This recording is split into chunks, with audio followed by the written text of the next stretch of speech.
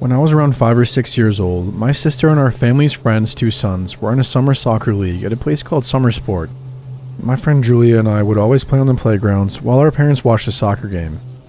It was a very friendly and safe place to play and to run off down the park a bit without worrying about anyone taking us. Never came across anyone suspicious. It was just a bunch of parents and grandparents watching their kids play, and tons of other kids playing on the playgrounds. One evening, my friend and I were playing when we both suddenly had to use the restroom. So we walk in the stall and realize there is no toilet paper. Being the big girls that we thought we were, we walked up to the concession stand, where this old man and a few others had worked at for years. The old man was tall, lanky, and wore creepy Harry Potter type glasses. We told him the bathroom was out of toilet paper and that we needed some because we needed to go. I can still remember what the old man said. "You girls run onto the bathroom and go, and I'll bring you the toilet paper."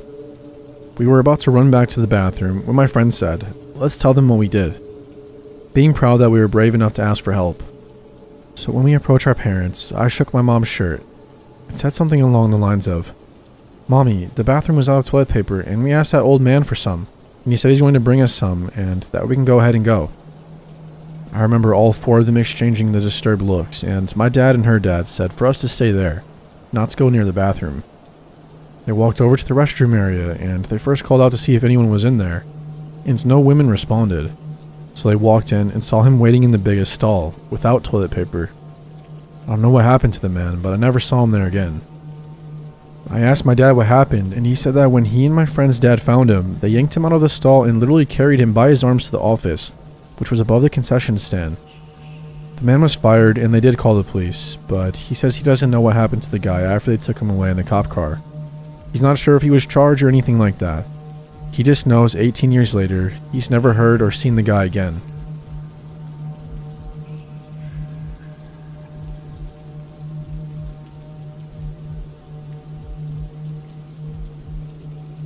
Okay, obligatory backstory.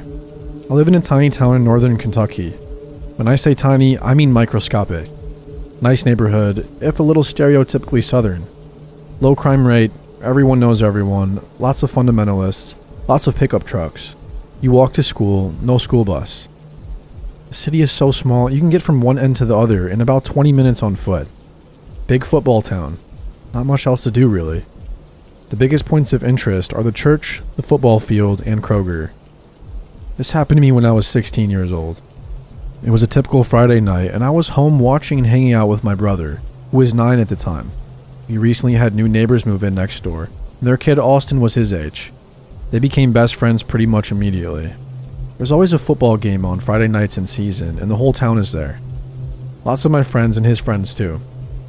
I wasn't partial to the games. Once I had seen one, I had seen them all. I would still occasionally walk down to the field and meet up with buddies to do something after, but that's about the extent of it. The phone rings and my brother gets it first. I'm quite sure we were playing a video game of some kind, and around this time, I'm fairly sure it was Smash Brothers Melee on the old GameCube. He was intimidatingly good for his age, and we had a nice sibling rivalry going. He always played with Roy and I with Marth. These matches were absolute nail-biters. He hangs up and tells me Austin is at the game with his folks, and can we pretty please go down and get him? I didn't want to be down there in a huge crowd of sweaty rednecks, and told him so. But Jen, his mom says he can't walk home without us. He wants to come home and hang out. We can do a 3-person tournament. Come on, Jen, please. Fine, okay, let's go, I said. It's a 10-minute walk maximum, and at least we wouldn't have to stay.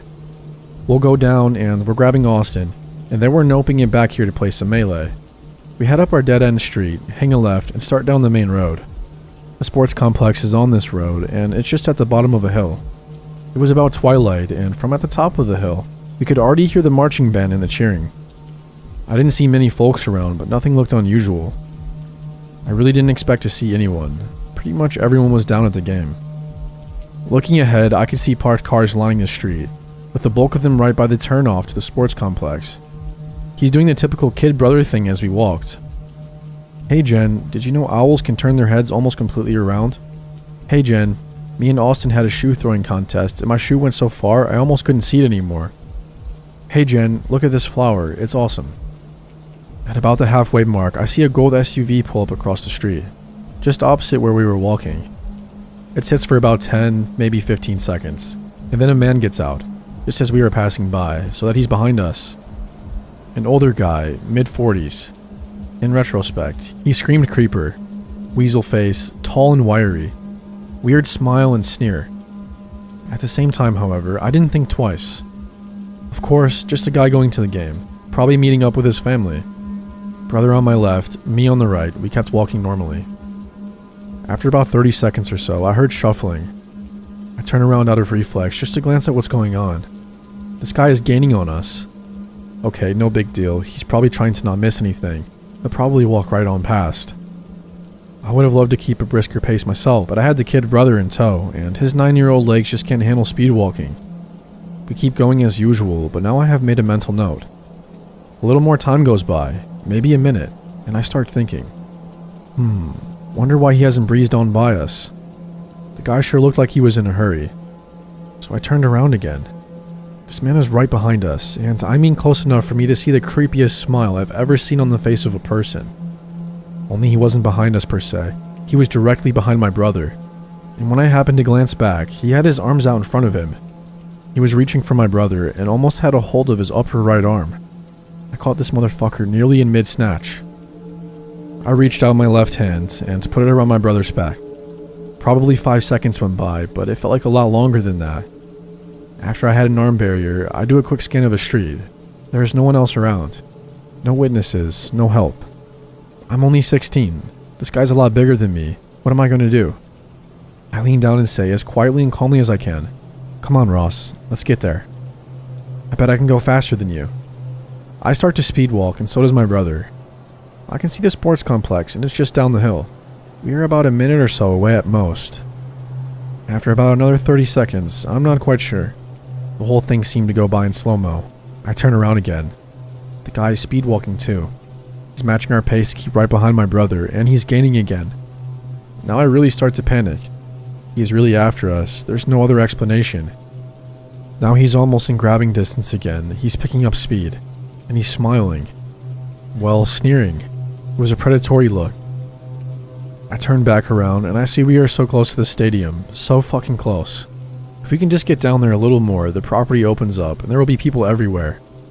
I have to get down to all those people right now. I try to sound calm, but I'm sure I didn't at this point. "Let's run, Ross. Come on. I'll race ya." Let me take off running. I am looking more at him than what's ahead of me and trying to keep him in my sight the entire time. He thinks it's a game. He smiled and started running his little heart out. I remember feeling a tiny speck of relief. Oh good, he doesn't know he's about to get kidnapped and murdered. And he's pretty fast. He's in it to win it. I see the entrance to the stadium, and I think we gotta be home free by now. I turn around, and this guy is now running. It was one of the scariest moments of my life. I knew at that point, beyond a shadow of a doubt, that this guy is only running to catch us.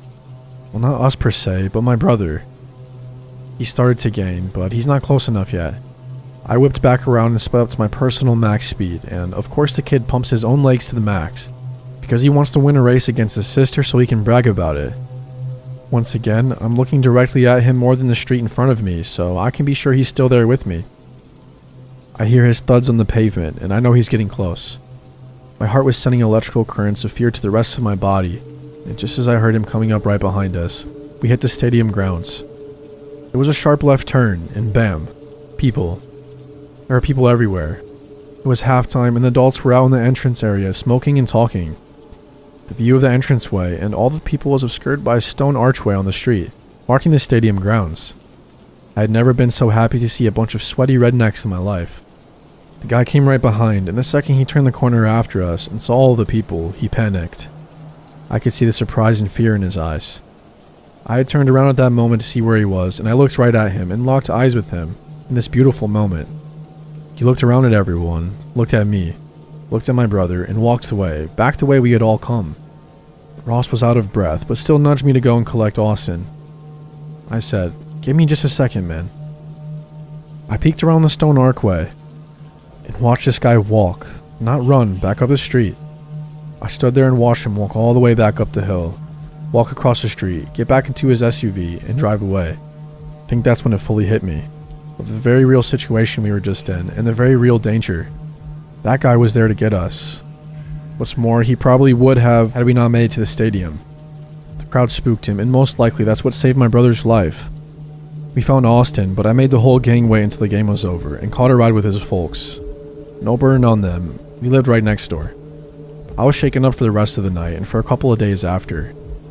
This kind of town is the last place in the world you have thoughts about being snatched in. I have also never told anyone. I never told my parents. I never told my brother. He's almost 20 years old now and could probably handle it, but I just never saw a reason to give him a complex about something that happened years ago. I also never told the police, and I have no idea what happened to Gold SUV guy. I don't know if he lived around here or far away. I don't know if he's been caught, went to jail, or if he's still out there somewhere. I do know for certain that he was there to kidnap my brother that day. I don't know what kind of fucked up plans he had for him, but then again I don't care to dwell on it. I don't know if I did the right thing or the wrong thing, or just how close my brother came to whatever the SUV guy had in the works. But I don't care to dwell on that either.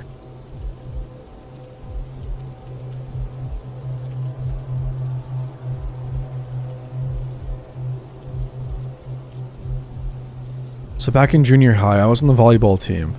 I live in a very rural community. Every year, the school would do a little fundraiser for all the sports teams at this tiny park. It had a couple of makeshift booths, kitchen area, and stage. Each team would come up with a game, and the players would take turns running that booth.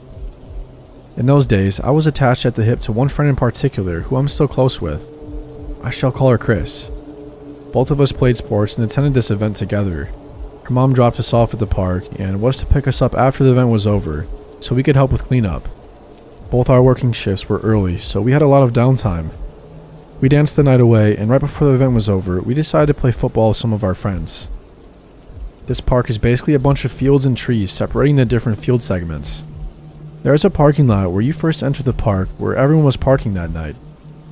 Directly in front of the parking lot is the location for all the booths. This whole setup is on top of a big hill, and at the bottom of this hill is where we played football, because we had just enough lights from the booth area to see. I was picked as a sitter for the first game. I get bored easily and noticed my dad's first cousin was walking around the parking lot.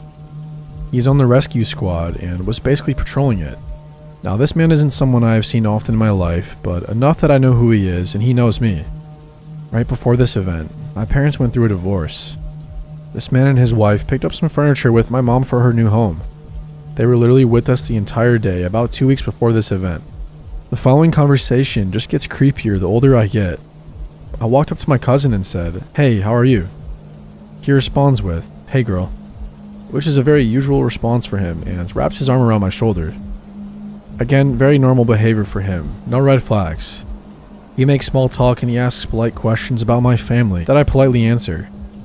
The whole time we were talking, he asks normal adult questions, and I bring up the furniture he moved into my house. This is where things got weird. The whole time he is walking me around these cars with his arm around my shoulders. It's a decent sized lot, and I realized we were heading to the far corner, about 2 car lengths until we reach darkness and a grove of woods that circles down around this park. I stop, but he keeps gently guiding me towards this grove of trees.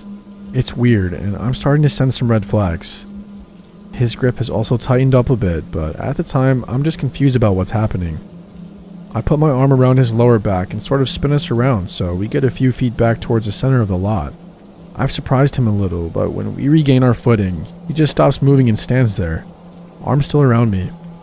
At this point, I keep saying my friends are waiting and I need to go, yet he just keeps talking. I'm no longer letting him guide me around, and just when I'm about to kick him in the sunshine place, I hear Chris. She yells very loudly and comes running into the lot. She also makes a big show of getting her basketball coach's attention, saying we would be right over to do something. Finally, the death grip loosens and I walk away. My mind was reeling and I was confused, but I wanted this guy to realize I was onto him. I turned once I was a safe distance and said that I would tell my dad that he said hello. This goofy clown of a man straight blank says, "Who is your father?" I'm completely flabbergasted, but tell him my dad's name. Even though it was under bad lighting, I swear the color drained from his face. He just said, "Oh," and walked away. To this day, I have no idea who this man thought I was or why he was guiding me to the dark. We talked about both my parents and their divorce during our stroll around, so it beats me. I did tell my mom about the situation, and she just said that he is a goofball and to stay away from him. I know this isn't the creepiest thing, yet I just hope some younger person can learn something. I was too terrified of making a scene, and really thinking back on it, I was in danger. My friend Chris later told me she had watched part of what happened and got creeped out, because she realized where he was leading me and that I was very clearly trying to walk away. That's why she ran over screaming and got adult attention. It's so weird because as a young person, you're so afraid of causing a scene over nothing, but your safety is more important than that. If a situation ever makes you uncomfortable, do everything you can to get out.